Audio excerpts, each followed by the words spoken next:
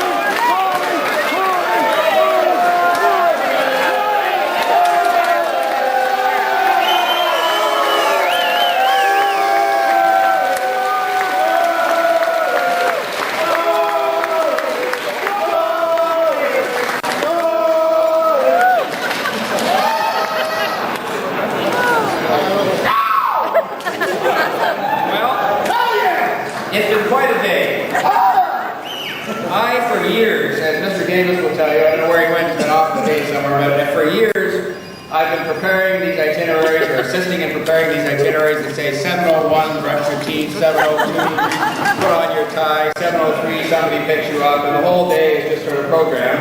And this morning, they came and handed me one of those. And it said 701, brush your teeth, and so forth and so on. We started off the morning in North York at local 183 with...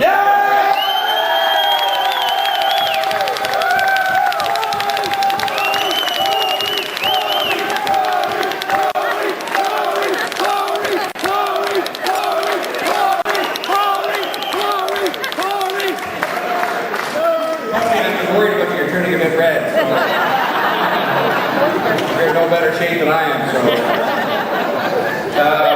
it was a great event. Now there was one thing about it, and it sort of follows through the rest of the day. I didn't get to eat there. I didn't get to eat. They were serving Portuguese custards and you know, all kinds of danishes and muffins, so I didn't get to eat there.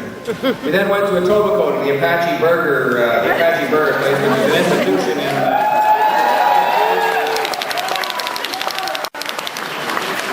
I was taught there how to dress burgers for the patrons. I was taught how to wrap burgers properly for the patrons. However, there was no time set aside in the itinerary for me to eat. And so there's two things they didn't make allowances for today. I wasn't allowed to eat, and there was just one other thing I won't mention they didn't allow me for either.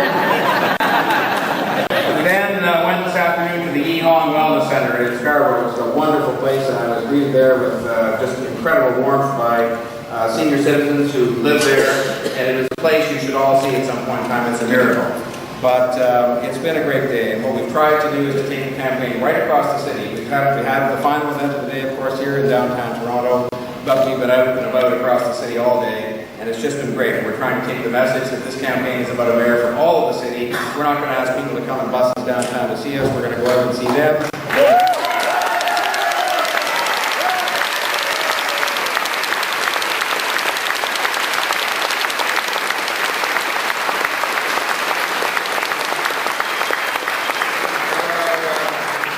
There are just a couple of people I want to mention, first, my father is here somewhere. I saw him on the way, so I know he didn't, because I kept asking downstairs if he was here. My sister, I can see right in front of me because she's tall, and I'm just delighted that they're here. My father keeps asking me if I know any idea what it is I'm doing, and this is the first political meeting I think he's been out to. And then over here, of course, is my own. I see Barbara, and I've taken the spirit of the kids. I don't know they're back there. My 4 children are all here. Barbara and I are here with John, Christopher.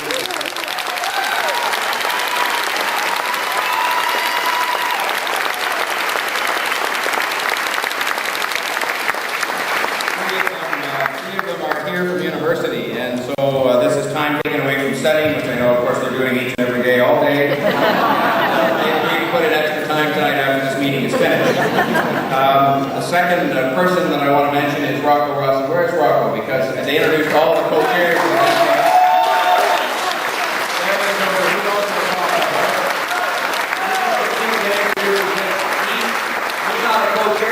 Which is actually a pretty easy job. There are a lot of meetings and so on. He has the misfortune to be the campaign manager, and he's a person we're really lucky to have. He's an interesting person. You should meet him and talk to him. He's going to do a fantastic job.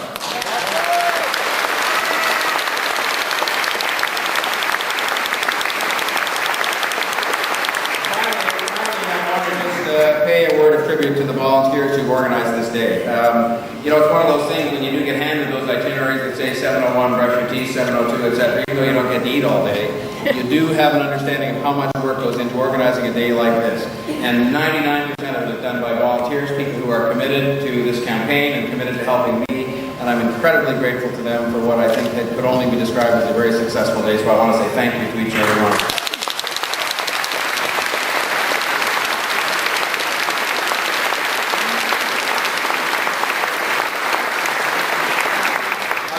Thank you to all of you for coming here tonight as well. Obviously, it's an overwhelming turnout, and I'm most grateful, and it fills me with enthusiasm and hope for what we want to do in the days ahead. And I want to, as well, thank the incredible group you've just met up here who have agreed to do me the honor of serving as co-chairs of my campaign. And you should know that I'm well aware of the fact that with these people, this is a two-way contract. They are not just here to say nice things about me, although that is okay. If some of them wanted to, it's fine. They can come up and do that. But they also, in all seriousness, expect me to roll up my sleeves and to join them in all of their particular passions in their communities, whether it's multicultural, educational, or community athletics for our Olympians. And I promise you, Marnie, there you are. There will be swimmers in those pools. They are not.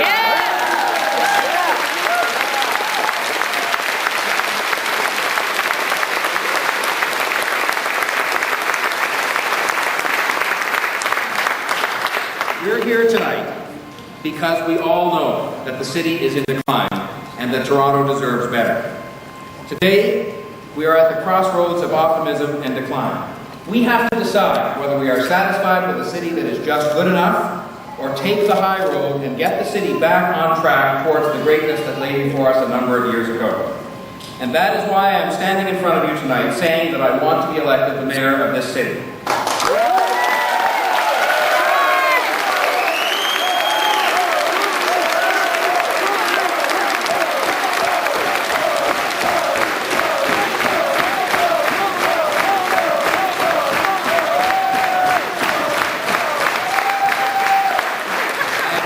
Absolutely committed to making this one of the most livable cities in the world. You all know what the world knows, that we are the only city on the planet where more than 100 races and tongues live in harmony. Whether we are from Hong Kong or Huddersfield, Soweto, the Azores, Calabria, or Mumbai, we are all immigrants in this city, whether we were born here or arrived last week. And our shared task is to make sure this remains the city of hope and of opportunity.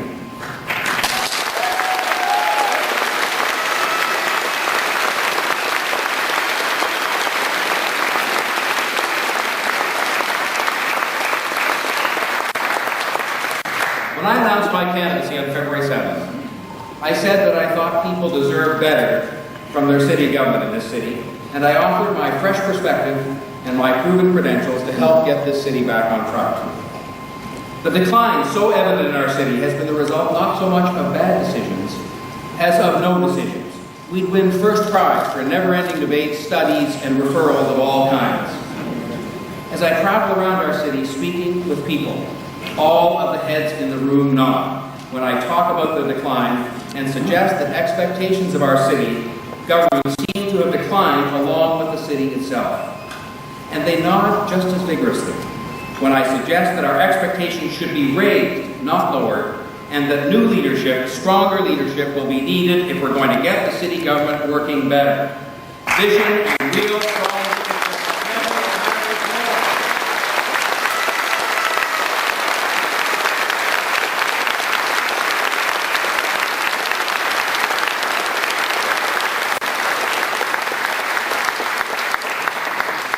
Toronto deserves better than a city government that is constantly quarreling with Queen's Park, Ottawa, and with our neighbours. We need a mayor who can defend and advance our interests in partnership with those governments.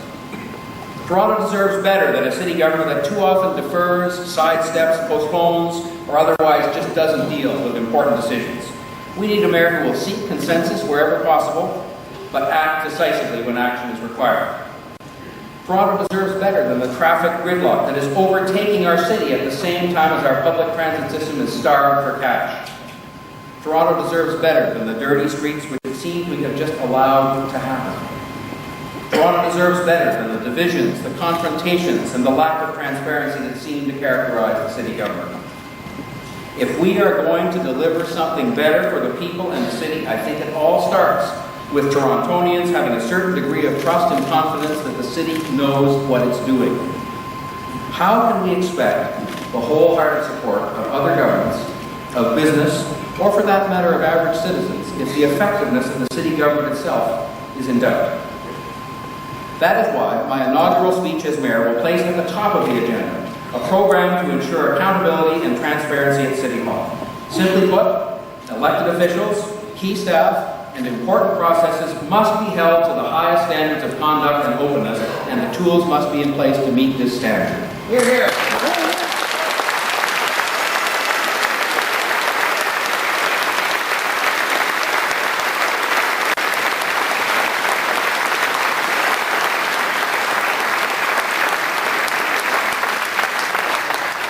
Within 90 days of taking office, I will insist that all lobbyists be registered and sign in with their cause and every point of contact with councillors and with staff. Council could do that right now, including a request for the necessary provincial legislation, and I would urge them to do so.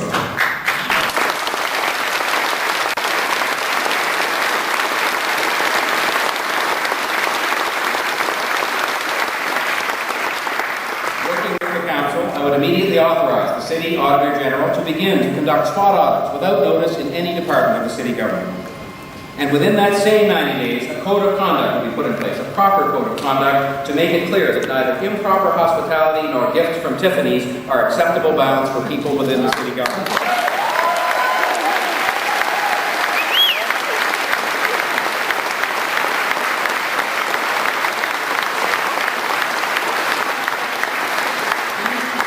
These are but a few elements of a comprehensive integrity, transparency, and accountability package which I will propose during this campaign. And I will put it forward because it's the right thing to do, and because the citizens of this city have the right to expect a new deal from their government and from the people who make it up. We must be able to feel safe and secure in our city. It is what has set us apart from many other places and must continue to do so. We must ensure that increased funding for our police services go to putting more police on the streets, neighborhood by neighborhood. Violence and gun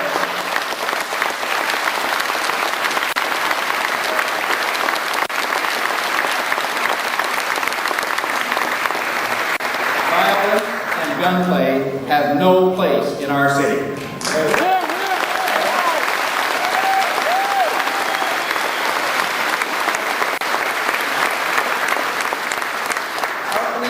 service, our police service can and must serve and protect all of our communities. They must be seen as friends and brothers and sisters to us all. The badge should see no color or religion. And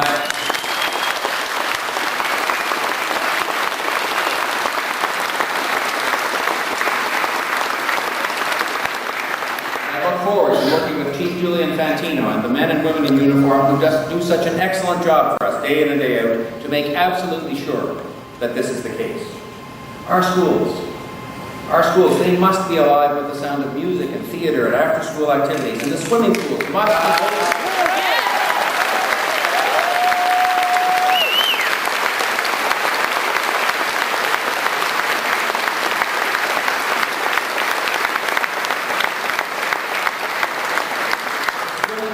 must be open and filled with swimmers and not closed and filled with concrete.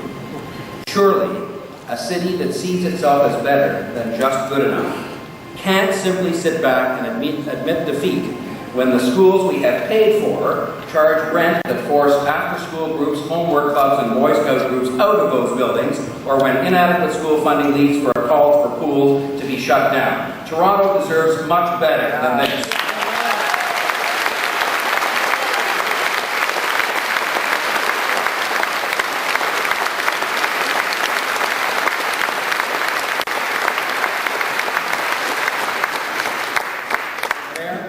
I will be deeply committed to making this one of the most livable cities in the world. Sleeping bags and emergency shelters do not qualify as proper or acceptable homes for people.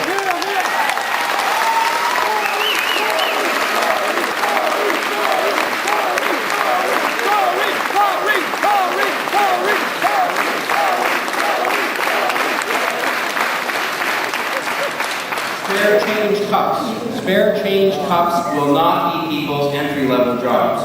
Toronto deserves much better than this.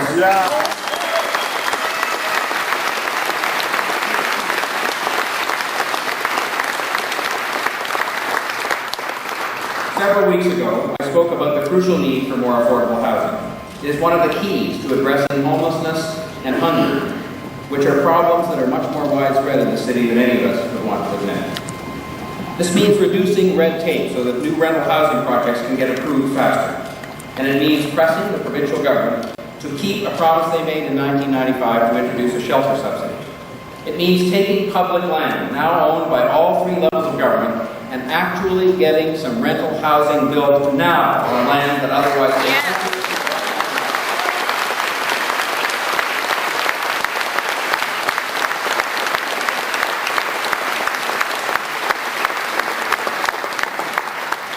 of economic and tourism development activities in this city is unacceptable. Toronto is the only major city in North America to actually see a decline in the number of visitors to our city in the last number of years. We are losing out on investment and on jobs. I support a hotel levy to generate new funds to market this city. The provincial sales tax is 8%. The tax on hotel rooms is 5%. The hotel owners in Toronto have endorsed putting the extra 3% on hotel bills in Toronto and using the millions of dollars it generates to get back in the game and compete with cities like Montreal and Vancouver and Chicago that are out there marketing themselves each and every day. This is one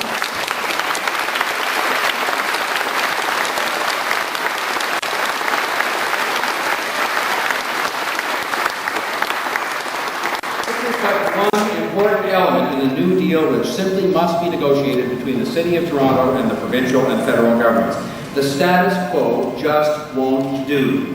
Toronto is the economic engine of Canada. It is the place chosen as home by more than half the newcomers to this country, and it needs and it deserves a better deal.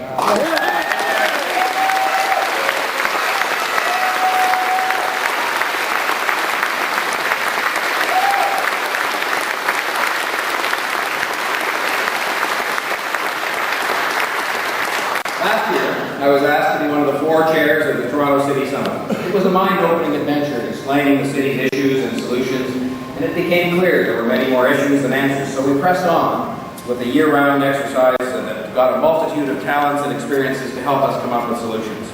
And up until a few weeks ago, I had to resign because I became a candidate for mayor. I was an active member of what's come to be called the Toronto City Summit Alliance. I know they're going to come out with a detailed plan in the next couple of weeks, and I'm looking forward to it, and I applaud David Tico and his entire team.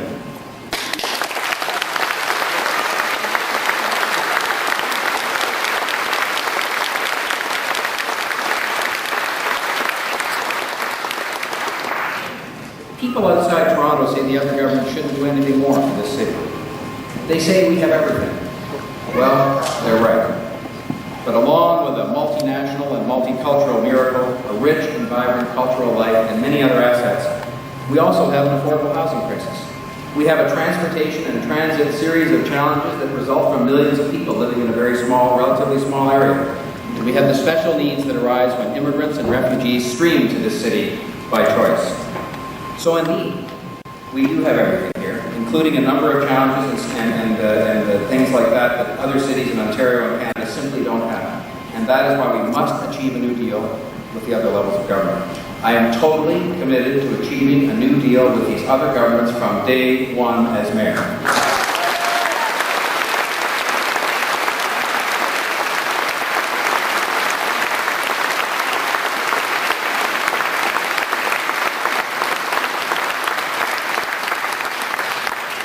Perhaps it's my background as a lawyer, but I call the agreements I want to see put in place contracts, whether on housing, on transit, or social services, just to name a few.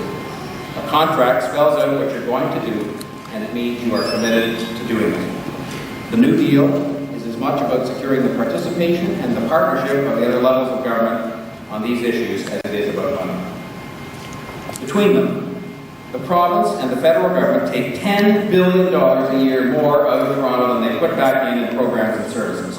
We have never objected in this city to paying more than our fair share, but we simply cannot be reduced to begging to meet our own needs at a time when this city produces 20% of the entire wealth of the whole country.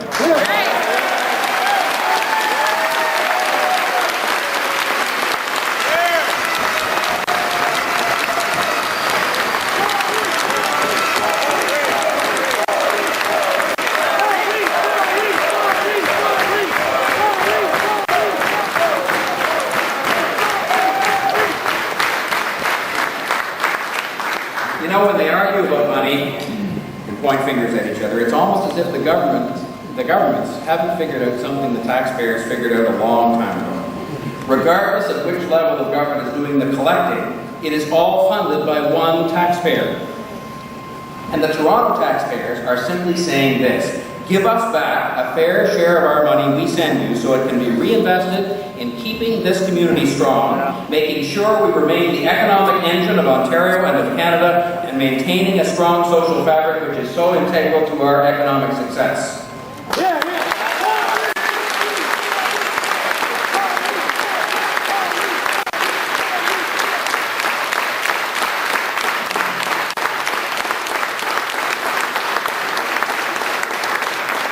So a new deal is a crucial priority. If we want to achieve it, we have a choice. We can decide to stick with the status quo, complete with the endless bickering and episodes of the blame game we've all seen, or we can opt for new leadership committed to bringing about the new deal.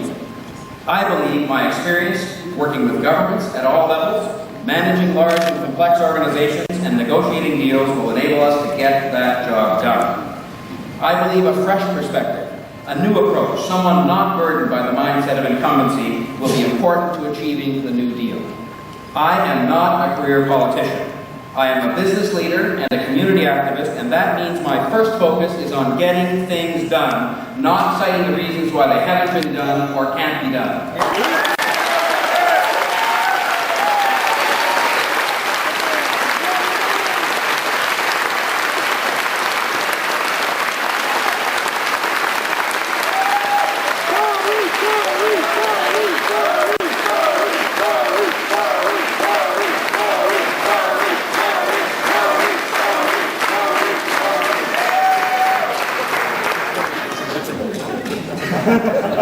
This New Deal must also recognize the size and sophistication of this city and its government, and get the province to acknowledge that and to give us some latitude to build a stronger city without having to get a note from Daddy anytime we want to do something that makes sense.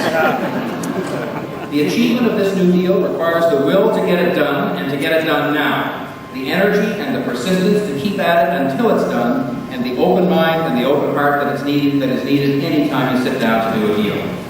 As Mayor of Toronto, I will be providing the will, I will be providing the energy, the persistence, as well as the open heart and the open mind. But we will need help. We will need the help of every single city councillor to get behind this process and make it work. To get behind this process, every one of them, and make it work. And we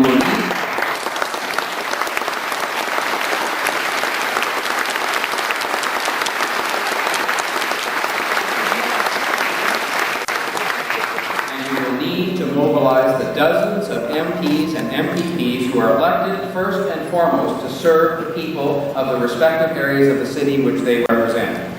Often, they find themselves caught up in the supposedly bigger issues of the day at Queen's Park and in Ottawa. And it is up to us, to remind them of their responsibility to the residents of this city and to work with them to achieve our shared goals.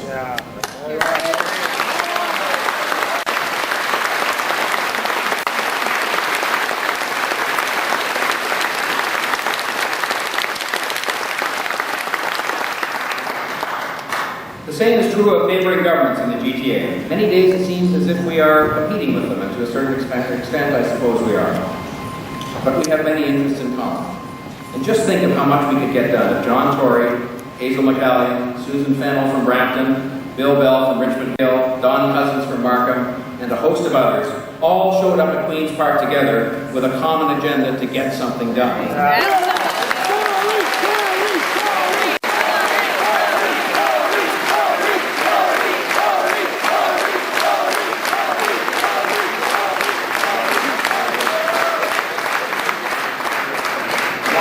Two things in this juncture of the speech. The first is that I have mentioned Brampton, Mr. Davis, wherever you are. I'm sure that you've probably mentioned Brampton. I've now mentioned it 3 times, which qualifies for his old test for one of his own speeches, and so I've done that.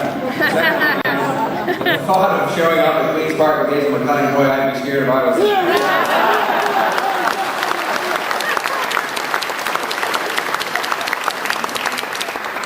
running for mayor because I have a passion for the city born not only out of spending my entire life here, but also born out of 30 years of community activity. Activity which has given me a feel for the challenges and the problems, but perhaps more importantly, a feel for just how special this city is and how tragic it would be if we don't get it back on track. Pundits and commentators talk about who John Tory is. I would suggest you might ask the people from the dozens and dozens of organizations I have served in this community as a volunteer, from the United Way to the Toronto Association for Community Living, from St. Michael's Hospital to the Canadian Football. I think people will say that I brought to every task I took on the cool head necessary to plan, to manage, to handle big challenges, to make big decisions, and to get things done, together with a warm heart. I genuinely enjoy working with other people, building effective teams, and finding ways to achieve greater strength and equity in our community. I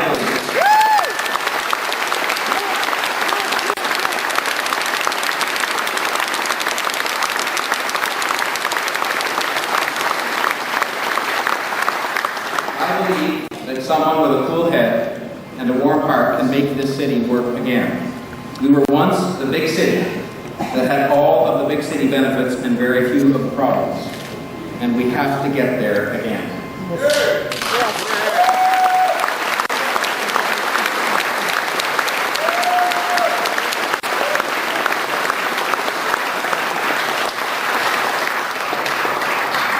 That brings me to my most important point of all. Let me tell you why we chose to meet in this building, to give you a glimpse of my vision for Toronto, not Toronto the good enough, but for Toronto the great. 152 years ago, St. Lawrence Hall, this very hall, heard Frederick Douglass, the great African-American orator, talk about his dreams for the abolition of slavery. Impossible, said some. Too hard, said others. But they didn't count on Abraham Lincoln.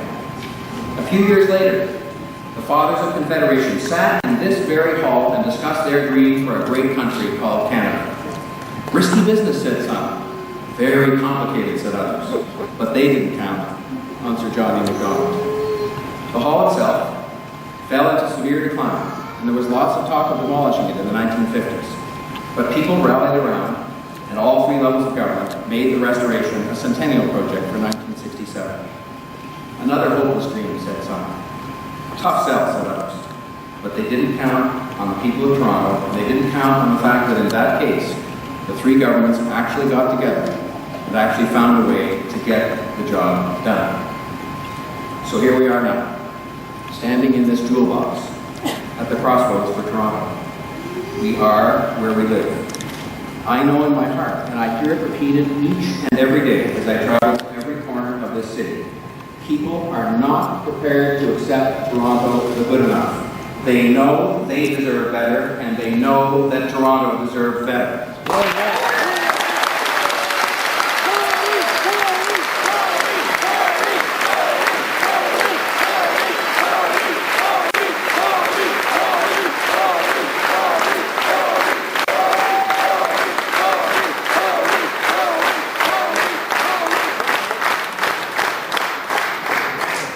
It will be difficult and challenging work. But no one should underestimate the passion and the determination of John Tory. That's why I want to be mayor. So we have a job to do. We have a city to grow. Let's do it together, you and me. Thank you very much.